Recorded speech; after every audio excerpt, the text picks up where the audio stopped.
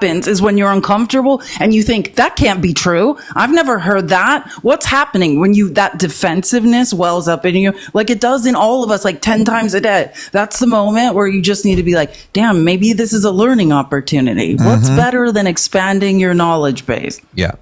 So, and I just saw I watched it in real time. I told the white men to delete well, actually, and 50 people left alive. Like discomfort. Like in real time, it fucking happened. I was like, dope. So I'm looking up, I just pulled up the Pregnancy Justice. Pregnancyjustice.org is an amazing website. If anyone wants to learn about the criminalization of pregnancy, they keep amazing stats. We love their data. So there have been, and I think this is only post-Dobbs data, right? So this is data from 2022 to 2024, so 2 years. There were 15 women that were arrested and charged due to lack of prenatal care. They were arrested for their pregnancy outcome, and they were charged with essentially child endangerment or neglect because they didn't get good enough or soon enough prenatal care. Half of our country lives in a maternal health desert, right? So like that means there's technically two definitions of a maternal health desert. The CDC uses one and Guttmacher Institute uses another. So it kind of depends on what definition you want. It either means that in the county that you live, there are no services available for maternity care, or at least not a full breadth of services. You might have an OBGYN, but you don't have a birthing center, right? That puts you in a maternal health desert because you don't have a hospital that provides access to some kind of birthing care or maternity care, right? So it either means that you lack it completely, right? There's nothing, or it means that there's not enough providers to service the amount of people. So there's a massive lack of providers, right? We see that right now going on in Idaho. Idaho has somewhere between 200, 210 OBGYNs for the entire state. Right. So that means, and most of them are like concentrated around the Boise area. So Idaho's a big state. There's a lot of rural places. You might live 3 or 4 hours away from the nearest place that provides prenatal care. You might live an hour and a half away, right? But even if you live, let's say, an hour away, you have to take off work. So if you're already poor, right, number one, transportation becomes an issue. How are you going to get there? You got to spend the gas to get there as well. So like, let's hope you have a car and you have the money for gas to travel an hour away to your OBGYN appointment. Me, myself, I live in Florida. The closest OBGYN to me is 40 minutes away. So I would have to drive, depending on traffic, 35 to 40 minutes there and back. So you already live far away. Now you've got to take off time from work. But you can't just take off like an hour to an hour and a half. You can't just take a long lunch. You have to take off an hour drive there, an hour drive back, and at least an hour to an hour and a half for the appointment. And let's hope you don't have to go for an ultrasound or anything, because that's just going to take longer. Right. You're taking a whole half day off work. And yet we're arresting people for not getting prenatal care, while also making it harder for them to get prenatal care. The pregnancy is a crime. You can Google pregnancy as a crime. It's the first PDF that comes up, or pregnancyjusticeus.org is where the PDF is. I sent it to everyone in the Discord, and I sent it to Matt so he can put it in his Discord as well. Dope. Perfect. Can I show my passport card? I want to, for the Save Act purposes, just real quick, because I do have a passport, but like I've crossed, you know, when you're in Arizona and you cross the border constantly, this is a cheaper version for women.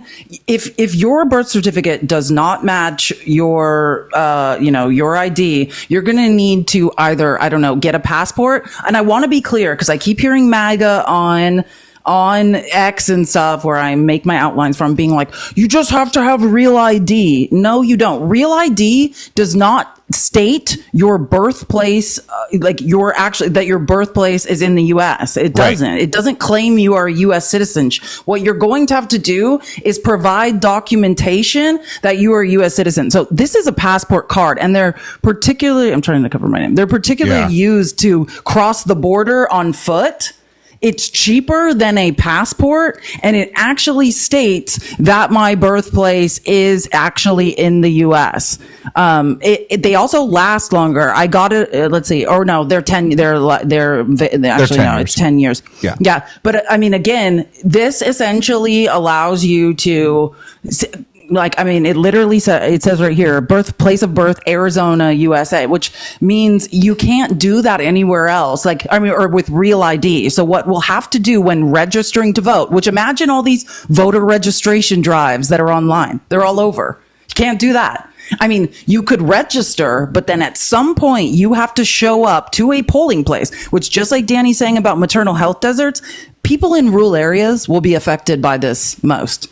Imagine the drive to get to a polling place as hospitals disappear in rural areas, as public schools are closed because of school vouchers, right? I mean, all of this stuff, if the U.S. Postal Service is privatized, I want to be clear, really clear. It's ironic because the people who will be punished the most by all of this seem to be people in rural areas.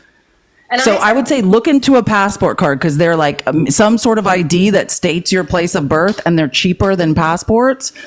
This is the card that's used to cross the border. But I mean, again, people don't have that ability. And I want to say potentially about the SAVE Act, there will be 50 laws in 50 different states as it's written. I've done a lot of research on this. It's the most vague thing ever. And what they're looking at is like, let's say you're a woman who's changed their name because of marriage. Like it could be you need to present your divorce decree. It could be, there's going to be 50 different rules in each state for how you can continue to vote. And I don't know how it also applies to states that are using DMV records. In my DMV records in Arizona, my birth certificate is on file. I can log into myself, and I suggest everyone start doing this. If the DMV doesn't have this information on you, I would suggest making sure they have it. When I log into the Arizona DMV, a copy of my original birth certificate is there and my social security card. So I would suggest start looking into that because the automatic approval process that goes through DMV records, make sure your birth certificate is on file and your social security card because that is what they're going to start looking for. And you might, if they don't match, have to bring in extra documents to make that connection, your divorce decree or whatever it is. But at this time, we don't know. And like I said, passports are expensive and even these border cards are expensive. So I understand people don't have the money. The point is to take a huge chunk of women and stop them from voting. Mm-hmm.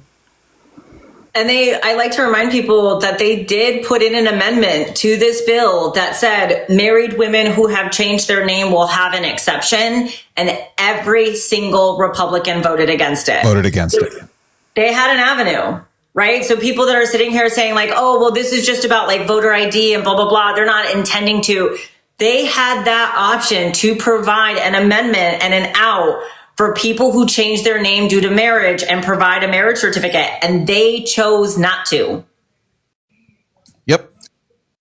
Just like with the AB laws, they're vague on purpose. And doctors are screaming, can you give us clarification so we know what the law is? It's vague on purpose to have a chilling effect. No one knows what to do. No one knows how to instruct people. That's the point, is paralysis of the system to stop people from registering to vote. Well, I live far away. This is a hassle anyways. I'm just not going to worry about it. Right. The lower the voter turnout, the higher the likelihood that conservatives win every election. That is what the data bears out. And even when they've tried to like clarify, this is something to kind of really pay attention to. So for example, the AB laws, Texas right now is going through a thing where, they were pushed and pushed and pushed to clarify their AB law. They chose not to. We now know that a lot of people have lost their lives because of this law. We knew this was going to happen, right? We see this happen in other countries. We see this happen in El Salvador all the time, which has a very, very strict AB law. There are absolutely none. They are not allowed, not even to save your life. They just have to let you unalive. That's what they do in El Salvador. That is not an exaggeration. You can easily look this up. Ireland did this before. Ireland had one woman die. One. And they were like, this is awful. Yep. We can't keep doing this. And they immediately changed the law as quick as the law can change, right? They don't care. So now they have this law that's going through Texas and they're saying, we're going to clarify the law. And this is going to be a good thing. If you look at the bill to clarify this law, it actually makes the law more restrictive and it gives a lot of fetal personhood. We have fetal personhood laws, and if and if anyone hasn't heard of these are laws that essentially say life begins at conception. That is before you are pregnant. You are not pregnant until implantation. So basic ex-ed here, the ovaries make the eggs travel down in the fallopian tube. The most common place for the egg to get fertilized is in the fallopian tube. That's why we see ectopic pregnancies.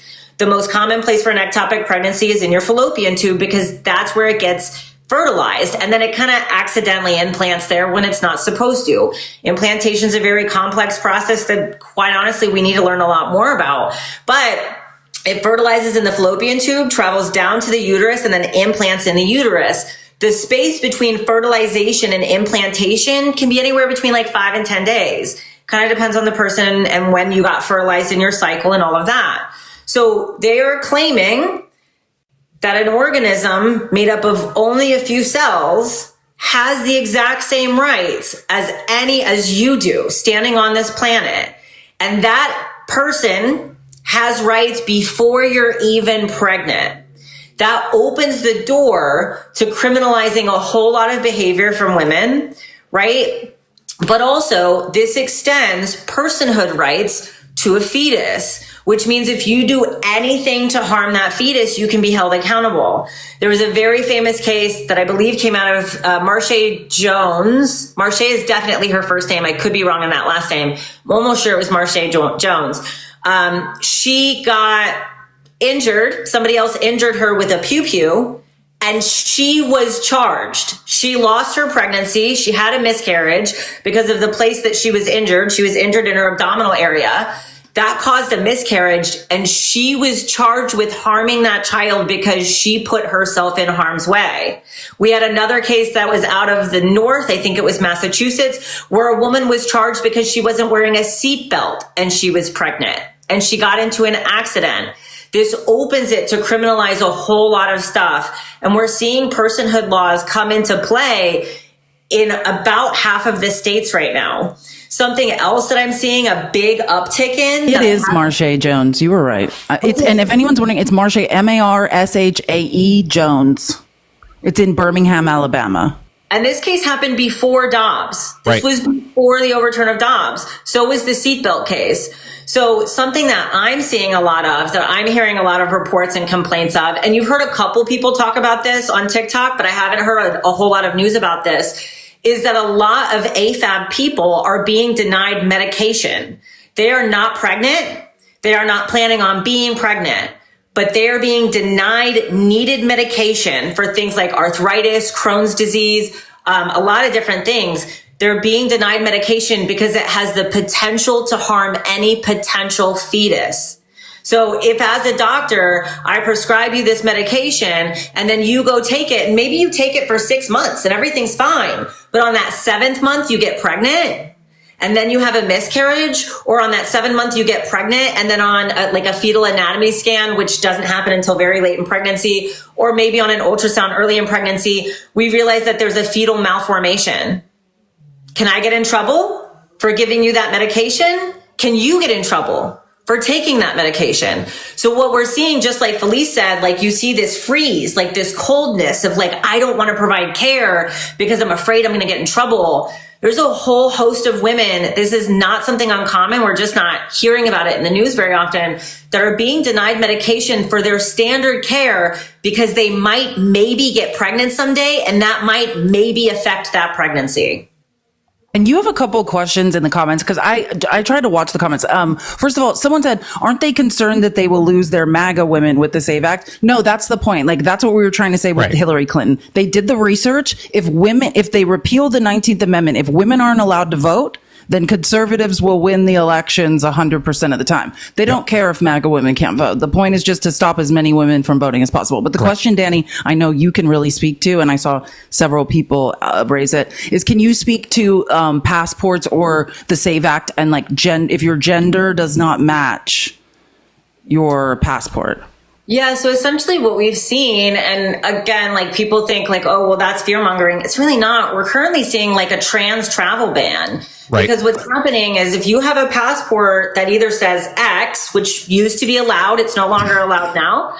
If you had a passport that said that, or your passport does not match the sex assigned at birth on your birth certificate, now your passport is void. Your passport is essentially considered not a viable passport anymore. Well, that's essentially a travel ban, right? For anyone that currently has a passport that has either an X or a gender marker that is separate than what is on your birth certificate, you now have a travel ban. You can't leave the United States anymore. And coming back to the SAVE Act part of that, if their passport is now invalid because it doesn't match their assigned gender at birth, going to vote and using a passport that with that passport being invalid, would that possibly invalidate their ability to go and vote also? I'm going to tell you yes. I think it's going to depend on who's there at the polls, right? But yes, legally they could deny you. Am I going to say that someone couldn't slip through? No, someone could slip through, right? Like they may not check it as well or whatever. So I'm not saying like absolutely everybody they're specifically checking for this. Like someone could slip through, but they would have every right to deny you the right to vote under the SAVE Act because they would say these two things don't match up. And in the case of gender, I mean, Trump's executive order has declared, right, there's only two genders. So it's a little different, like, because at first my line of logic was like, okay, just like they're saying about married women whose birth certificate now does not match their license. Now, what they're saying is there will be an opportunity to provide the documentation that kind of, explain those two things, right? Like a divorce decree or a marriage certificate or whatever the case is. But I mean, if you, I don't know what, brought in a signed your medical documents and said, hey, I transitioned under right now. I mean, it's not law yet that there's only two genders, but as far as this government is operating, there are only two genders. So especially if you live in a place with a red supermajority where the voter rolls are being challenged. Oh, and I didn't get into this. I want to tell you something. It's not just about stopping people from registering to vote, right? It's about the SAVE Act is about cleansing voter rolls, right? Yeah. So that's what you have to look at. You're possibly, if your gender doesn't match, if your name doesn't match your birth certificate, all of these reasons could be, it's requiring states to purge their voter rolls, and it doesn't give how often it has to happen, but it's requiring these regular purges of the voter rolls, which you could think, I'm good to go, I registered to vote, everything's fine. And we know that what happens is the voter rolls will be purged every so often, and you'll find out that you're not on them. Florida did that. Like right before a recent election, a whole bunch of people got purged from and I was telling people in Florida, I'm like, check every other day, check every day, make sure, log on and make sure your voter registration is still valid. Because what you don't want is to show up at the polls and have them be like, no longer valid, you can't vote, right? Like it doesn't say you're registered to vote. So, and I myself, like someone said, Florida's trash. It is. So I vote here and I do mail-in ballot, right? So I was traveling and like, as Felice said, I swear I'm always on the road. I'm on the road more than I'm home. And so And he gets paid to speak all around the world. It was just in Rio and it was the best experience. And y'all, when I tell you, like traveling gives you, and I totally understand this comes from a very privileged place. Let me just say that to begin with. But I'm in Brazil, right? And people are like, what are you guys doing over there? We're all worried about you. Are you okay? And you're like, I'm not. We're not okay at all. And when you travel to like England or something, like I have a lot of work in London that I go back and forth to. They'll joke. They'll be like, hey, when we go out, can you tell people you're Canadian? Please don't call me you're American. Cause like I pretended to be Canadian for months in South America until someone saw my passport in a hostel and they stopped talking to me. See what I mean? So like you'll get treated better. It's a real thing. Now the hang up is they always clock my Spanish as Latin American Spanish because they're like, that's from Latin America. Where's that from? Right. So they'll block you if you're speaking Spanish, but like, you don't want people to know you're from the US a lot of the times because it's not a good look right now. Right. But like we love Canadians all around the world. That's the safest place to say from. Canadians, Australians. They're like, oh, great. Come on over here. Canadians are so nice, right? They're always apologizing for everything. Right. So like, you just tell people you're Canadian for that reason, but they are watching us and they are like absolutely just shocked and appalled. Like they're like, I don't understand how people are living their lives like this is normal. And I'm like, oh, internally we're burning down. Just know we're all panicking internally right now. Mm-hmm. Oh yeah. It's a nightmare. And I do think that we're going to see more, this is just the beginning, right? Mm-hmm. We're going to see more erosion of queer rights. We're going to see more erosion of women's rights. And to go back, since I kind of lost my place, I do the mail-in voting, right? And so it says on the thing, like, mail it in so that way it gets to the place before voting day. And I was in a position where I was like, well, I can't trust that it's going to get there before voting day. So I'm going to take my ballot that I already filled out and physically hand it in. So the place that I go to vote is at my library right down the street. So we're talking about a 4-minute drive. So I'm like, okay, great. I can run this errand super quick. I think I had a flight to get to. Actually, I was rushing to get somewhere. So I take it to the library and I go to hand it in. And the lady was like, oh, we can't accept that here. And I was like, this is my voting place. And she's like, no, if you want to physically hand in a mail-in ballot, you have to go all the way downtown to the administration building and you can only hand it in there. And I'm like, are you kidding me? This is silly. So I had to drive 35 minutes, find parking, pay to park, and then walk my ballot into the government administration building and then drive 35 minutes back. Now, that doesn't sound like a big deal, but something that should have been like a 15-minute errand for me turned into an hour and a half. So if I was running that on my lunch break or something from work, I would have been screwed. Right. It's just silly things like that people are like, oh, it's not a big deal. It is on the ground in real life. Yeah. This is something we need to address when we do the virtual town halls. Like, what is our plan? How do we get people to register to vote? What are we going to do to ensure we can reach a critical mass of voter registration that can't be purged from the voter rolls? And I've done this math on my live. So people don't like when I get into real statistical analysis. It gets super boring. But I could take you through a very solid mathematical argument for how Kamala Harris lost the election. And it's not what you think. It's not Elon Musk doing something shady. It's voter suppression in swing states. It's MAGA vigilantes in these third-party nonprofits challenging the voter rolls. Yes. Georgia Peach, I've answered you a couple of times in the comments. It might have got lost.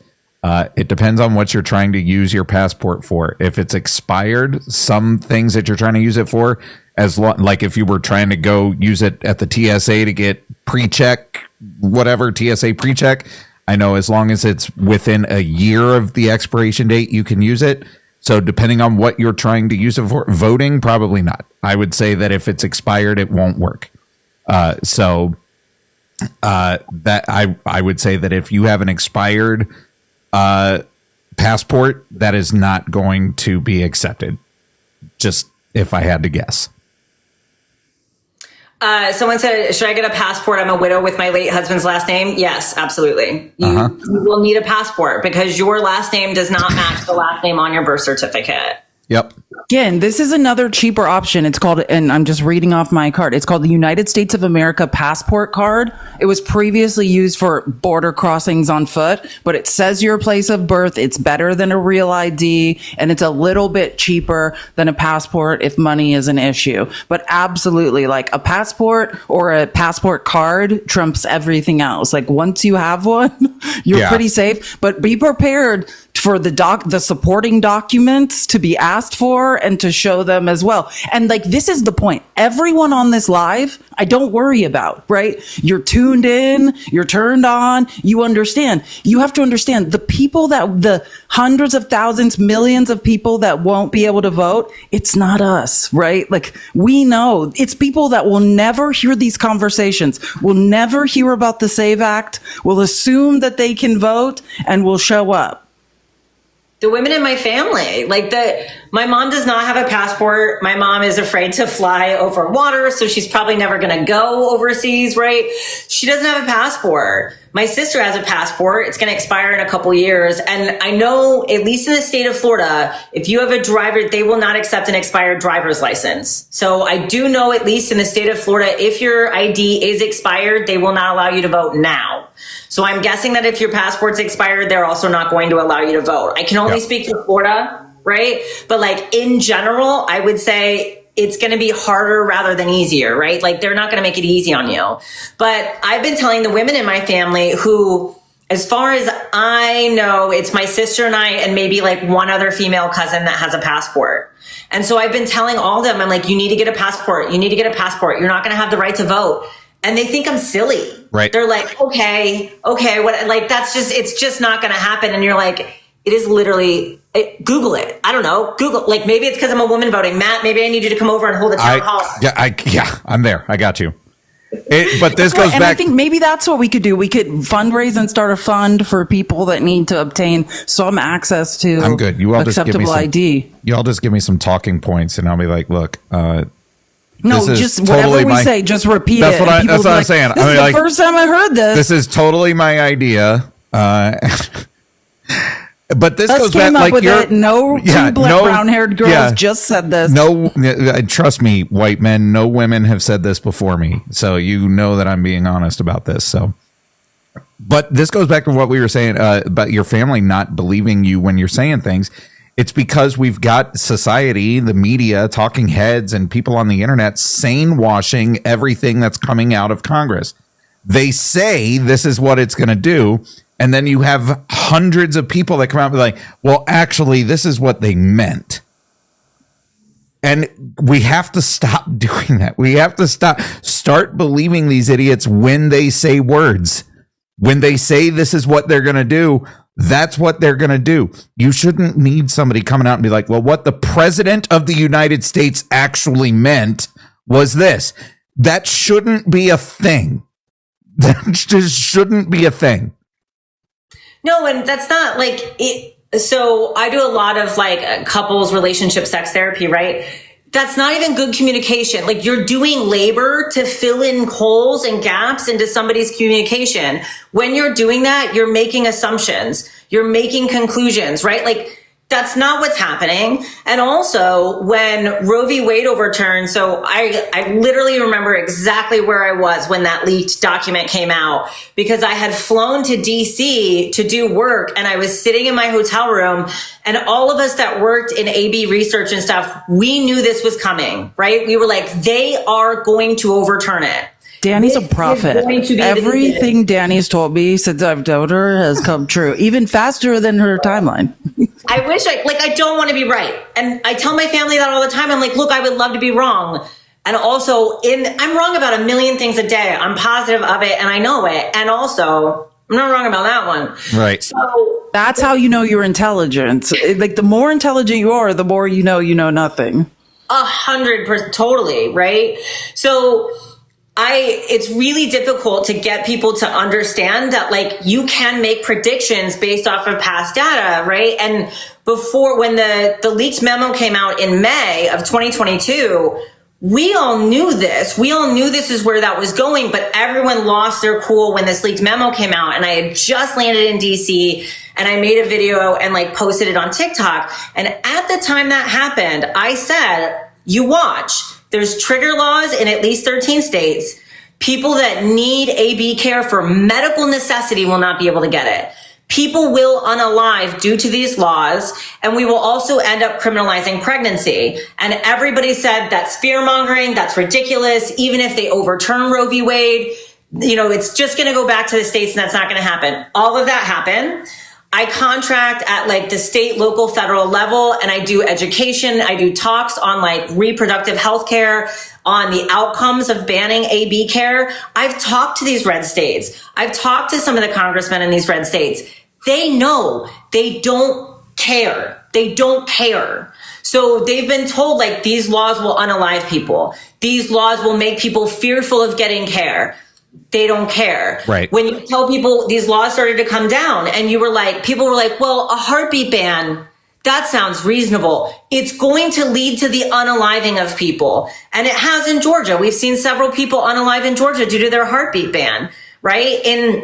in Florida, we're making people give birth in the bathrooms of the ER because they won't accept them. They just won't accept pregnant people into the ERs anymore. They say it's too much of a liability. So they're just bleeding out in the ER, or in the ER bathroom, or in their car, in the ER parking lot, right? So we said all of this was going to happen. I said all of this was going to happen. People said that's silly. They tried to sane wash it. Guess what? It all happened. So like, don't let this be the thing. Right? Like they're doing, it's the same, like Matt said, it's sane washing. It's the exact same tactics applied elsewhere. See it for what it is.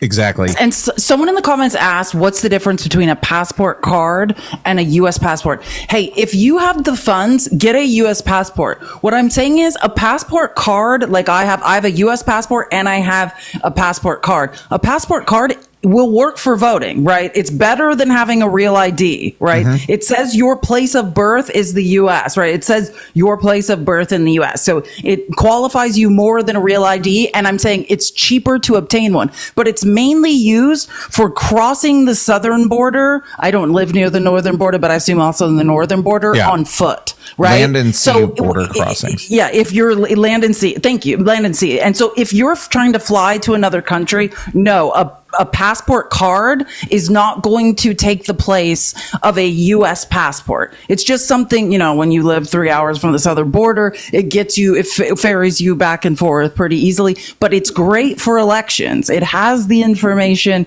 it needs for elections. So I'm just saying, if money is a factor and you're desperate to make sure your stuff is in line to vote, that is probably the cheaper way. But I would say save up for the passport, because that is, once you have one, you just need to pay the renewal price. Yeah. And just so you all are aware, just the passport card, according to, I'm on the State Department website right now, just the card, to apply for the card, is $30. All right. If you can afford it, that's for first time people applying for it for the first time, is $30. If you can afford it first time, for the book and the card, it's $160. Okay. So just be aware that there's also a $35 execution and acceptance fee. So it'd come out to almost $200. And you got to get the passport photo, thing, and then there's the passport photo at a drugstore or whatever. Yeah. So just be aware, the card itself, you can apply just for the card, and it's $30. There's no execution or acceptance fee with applying just for the card. Okay. So $30. You will have to get your passport photo still. So that's another $10. So it'd be like $40 or whatnot, to do that.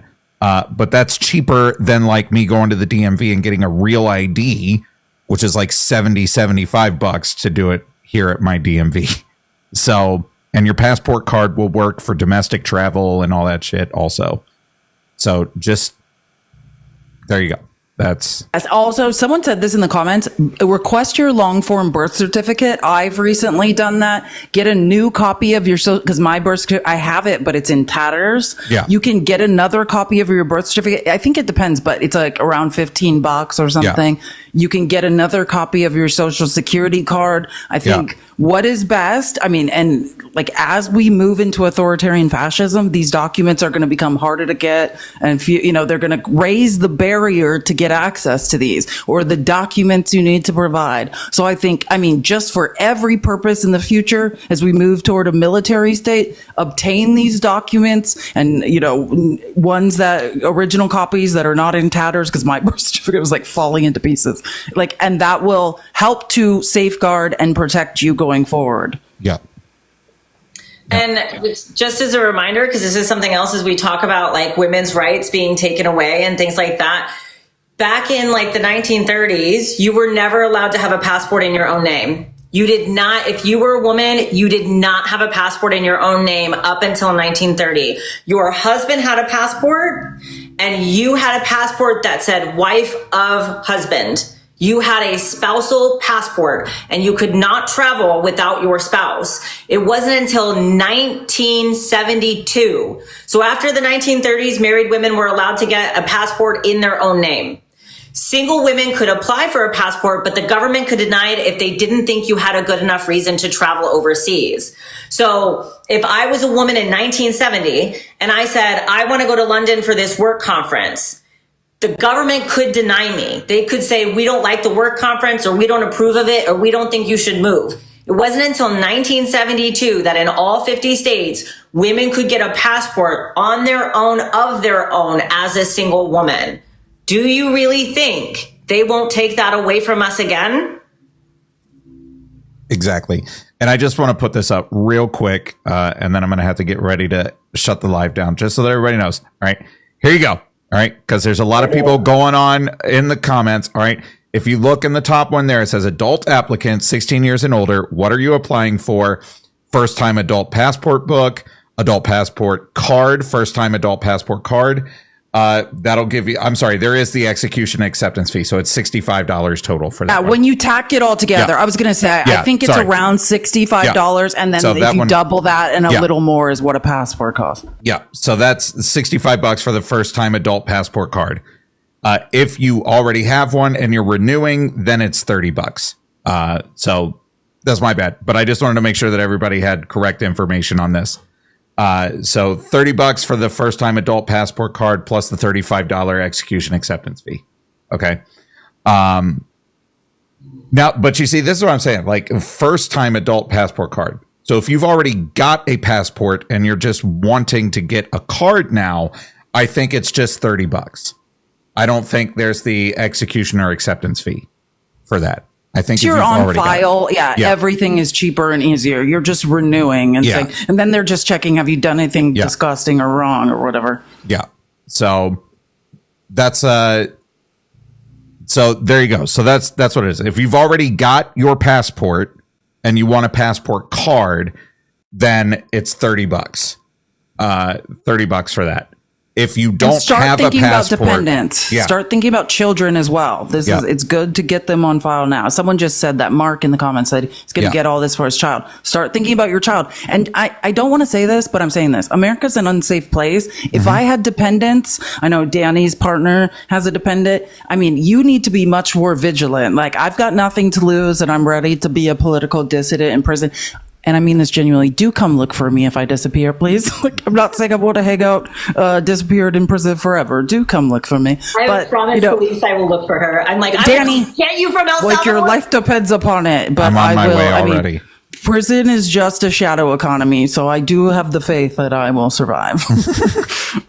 But do come look for me. But I'm just saying, if you have dependents, I'm so empathetic to that. I used to be a teacher. The most important people in this world, the only people that matter is us protecting children. They are our future. So don't assume, make sure that your children have the correct documentation. If the worst happens, can you as an adult take your dependent out of this country and then return again with the correct documentation? Right? I mean, and a lot of people don't think about this. If you're a step parent, like Dani can explain, you need extra documentation to do that. So I do start thinking about, do my dependents, are they documented? Do I have some ID for them?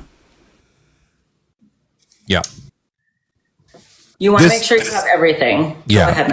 I was going to say, this is a ridiculous fucking position that we found ourselves in the United States. Never in a million years thought that this is what I'd be doing at 41 years old. But here I am, fighting fascists here. Luckily, we've got the best people. we've got the best people fighting all this shit. So, and it seems hopeless at times. Like there's not a path forward. Don't lose hope. All right. Hope is a powerful motivator. Okay. Yes, I'm only 41. It's been a rough 41, guys. I was going to say, someone told me, I was like, what the? Yeah. Like, I love that about that. It's been a rough 41, guys. All right. Dude, hope is what they want to stamp out. Know that. And Dani, tell about the book Pleasure Activism. I think that's the best advice Dani gave me. Oh, I love that book. So it's somewhere on my bookshelf, but it would take me longer to find it than it would for me to tell you. So there's a wonderful book. Can't think of the name of the author at the moment. It's called Pleasure Activism. It's an absolutely fantastic book, and it discusses how pleasure is your birthright. Pleasure is your human right. And it is this white supremacist, capitalist, patriarchal society that has convinced us that you have to work for hope, that you have to work for pleasure, that you have to deserve hope and pleasure, and that it's a privilege. It's not. It is your birthright. It is your human right to have pleasure, to have hope, to extend hope and pleasure to other people. And that can be anything, right? Like that can definitely be bodily pleasure, but that can be like me sitting in the driveway having a glass of wine with a friend or something like that. Little glimmers of pleasure, little glimmers of hope. Yes, that's the book. Pleasure Activism. It's written by a Black queer person. Adrienne Marie Brown. Absolutely amazing, right? So, like anything Adrienne Brown has written. Not let Donald Trump take your pleasure, your enjoyment of life. That's what they want to do. They want to stamp out pleasure, stamp out hope. And it's easy in a capitalist, like patriarchal, white supremacist society to believe that those things are privileges. And they can make us believe like, no, you have to work and you have to give to the grind in order to deserve pleasure. You deserve to have pleasure and hope just by existing as a human being on this planet. Exactly. And that's why we always end every live with it seems dire, shit's going down the tubes, but find a reason to smile today because joy is resistance. So joy is resistance. Hey, Dr. Dani, thank you so much for hanging out with us today. Thanks for having me. Anytime. I'm super shadow banned, so like, please do the likes, do the follows. Dani, if you could do this like the last hour every Tuesday, I think that would be amazing because this is. Or if you want to do, you don't just have to do the last hour. You can or whenever the hell you want. It's totally fine. She has life though. I know. I'm just saying, she's like, a real doctor. I know she's a real doctor. I'm saying if like you're not doctoring that day and you're like, let me go fuck off with these people for a little while. I always enjoy it. So I appreciate you coming up. We'll be back tomorrow. Felice, thanks for hanging out with us again today on Tuesday. Can I say two things? I just forgot. Thank you for the super chats on YouTube. Someone said you are both fantastic, amazing duo of facts. Like, thank you. Matt and I scream at each other doing lives that I get a little distraction. Thank you. And also the other super chat from Filipina Zena. I love McAngry Girl. Or I love a McAngry and Girl Has No Name live. Yeah, thank you guys so much. Thank you guys for the support. We appreciate it. And thank you. You know how I feel about you, Dani. Yeah. You're the best. Absolutely. I'm honored to have just being able to have these conversations with you all. I learned so much. And I'm so glad that I can just sit in my discomfort for a while. I'm like, oh, fuck, man, I don't know anything. Christ. All right. So you all, like I said, find a reason to smile today because joy is resistance and they really want you upset and hunkered down and not feeling like there's any reason to go for. So I appreciate you all hanging out with us today. We'll be back tomorrow to continue talking about the terrible. But we're gonna pepper in some joy in there too. We'll laugh every now and then. We have to. So again, thank you guys for hanging out with me. Love you guys. Take care. Be safe. We'll talk to y'all tomorrow.